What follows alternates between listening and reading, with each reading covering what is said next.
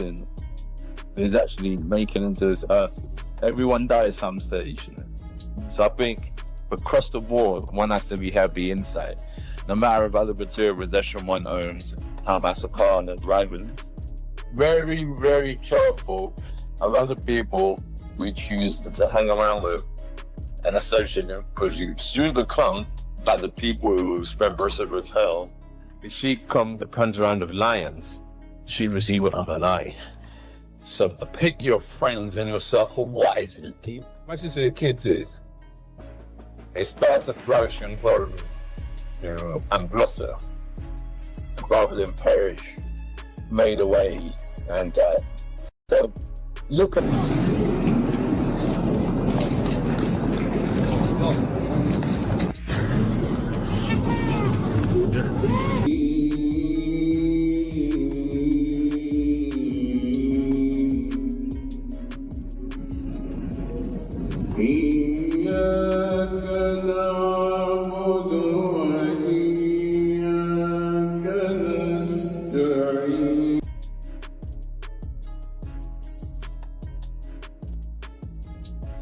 Anthony Joshua break his public silence for the first time since the crash.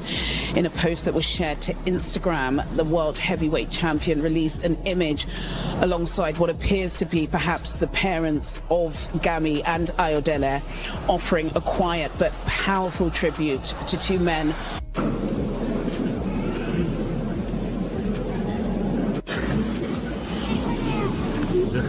That people came out to show their respects, but they also came out to support Andy Joshua, because what must he be? The VR car accident there, like, alright, he's lucky enough to still be alive, but fuck me, his body must be going through a lot right there. This is not a man who winces in pain easily, right? He gets punched for a living. And obviously, like, you're supposed to take people out of car accidents like that with great care, because you don't. The boxing world is accustomed to seeing Anthony Joshua as a paragon of stoic strength, a disciplined athlete who wears a composure like armor.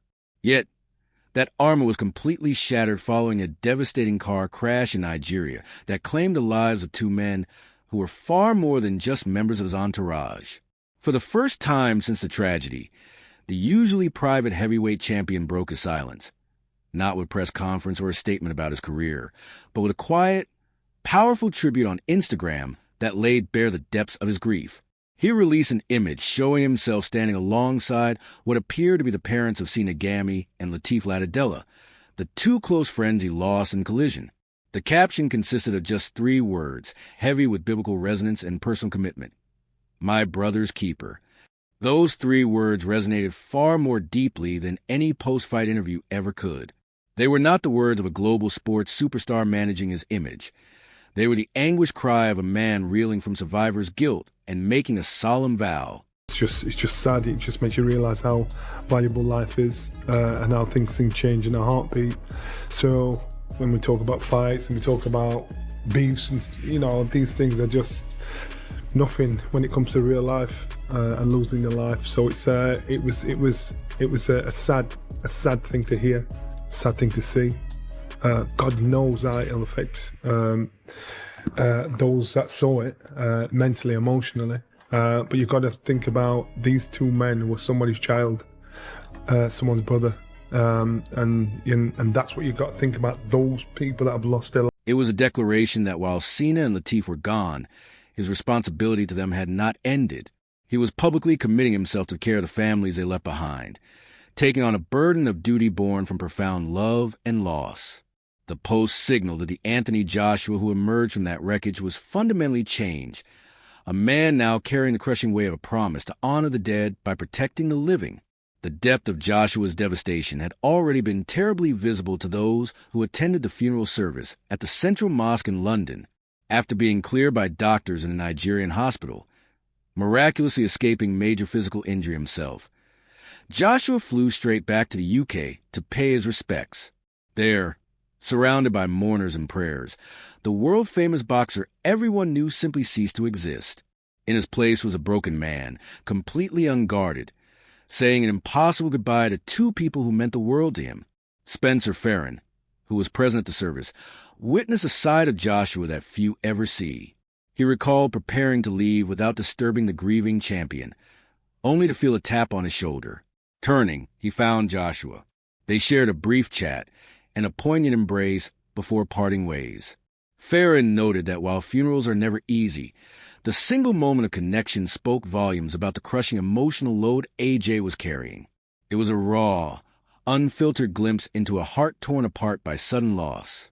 Johnny Nelson's perspective on the tragedy cut right to the core of why this hit Joshua so much harder than any professional setback ever could. These weren't just business associates, sparring partners, or employees on a payroll. Joshua was mourning the death of chosen family, losing people you trust implicitly, people who have shared the unglamorous grind of the journey long before the bright lights of the arena, shatters the foundation of a person's world. Nelson emphasized that this kind of pain fundamentally alters a person forever. He pointed out a crucial, often overlooked aspect of such public tragedies. While media spotlight naturally falls on a famous survivor, real families lost real people they adored. The accident didn't just affect Joshua's training camp. It destroyed entire family units in a split second. Nelson urged a shift in perspective, a move away from analyzing how this would affect AJ's boxing career, and toward a human understanding of the devastation visited upon the parents and relatives of Sina and Latif. This is a haunting reality for survivors of such violent, sudden accidents. When people so close to you die instantly while you walk away, the mind is besieged by impossible questions that have no comforting answers. For a fighter like Anthony Joshua, someone whose entire life is dedicated to training for and overcoming physical challenges in a controlled environment, this kind of emotional devastation is completely uncharted territory. There is no training camp for grief. No amount of physical conditioning, no number of rounds sparring, can prepare a human being for the suffocating weight of loss and the insidious creep of survivor's guilt. He is a man used to being in control, yet he was powerless to stop the violent twist of fate on that Nigerian road.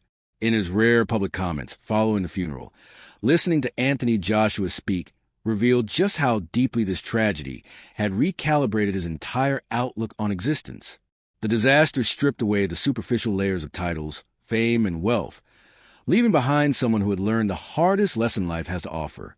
He spoke with a new, somber clarity about realizing that the relationships with people who stand by you, who believe in you and share your authentic journey, are the only things that truly matter. The suddenness of losing Sina and Latif forced him to confront the fragility of life in a way that few young athletes ever do. His words about trying to find happiness, loving oneself, and realizing that the true blessing is simply making it onto this earth were deeply moving.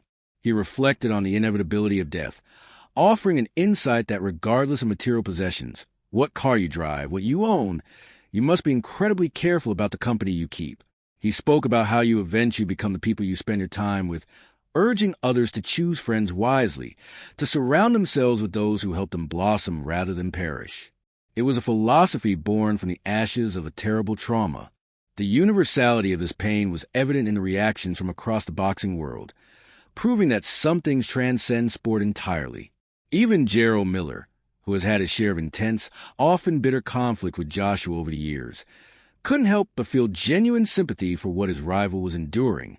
When tragedy strikes with such finality, the competitive nonsense and trash talk fade into the background, because everyone understands that this level of heartbreak doesn't care about your win-loss record or reputation. Miller's reaction was a testament to the fact that even fierce rivals can recognize the shared humanity in facing something that goes so far beyond anything that happens within the ropes of a boxing ring. Pain Game's analysis of the crash itself drove home the horrifying violence and suddenness of the event. They pointed out the stark contrast. Here is a man who has taken punishment from some of the hardest hitters in heavyweight history as part of his job, yet surviving a metal-crunching collision that instantly killed two of his closest friends is a completely different category of trauma. The physical injuries he sustained may heal, but the mental and emotional scars from witnessing such a scene run deeper than any physical blow he has ever dealt with. It's a chilling reality to consider that a man renowned for his physical resilience is now grappling with psychological wounds that are invisible but potentially debilitating. Adding a layer of fury to the sorrow is the emerging legal situation surrounding the crash. Nigerian authorities confirmed they have charged the driver with dangerous driving after the Lexus carrying Joshua and his team slammed into a stationary truck. While the immediate focus has been on supporting Joshua through his grief and honoring the memories of Sina and Latif, there is an inescapable undertone of anger that reckless actions cause this nightmare.